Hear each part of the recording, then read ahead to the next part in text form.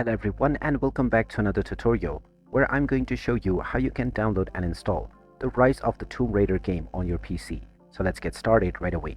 First of all, open up the Steam application on your device, and once you have opened it up, make sure that you are logged in using your email address and your password.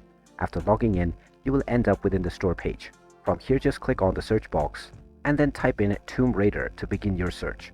Once you find the Rise of the Tomb Raider game, go ahead and click on it, and then you might be asked to enter your date of birth to verify your age. After entering your date of birth, you will now be taken into the game page. You can now watch the trailer and also check the reviews. And once you scroll down, you will see the various different versions of the game that you can purchase. Click on the Add to Cart button alongside the version that you wish to buy, and then you can click on View My Cart to proceed towards payment. When you click on the Continue to Payment button, you will now be asked to choose your payment method. Choose one from the payment method within the drop-down menu, and when you continue forward, if you have chosen PayPal for instance, just provide your email address or your phone number and your password for your PayPal account.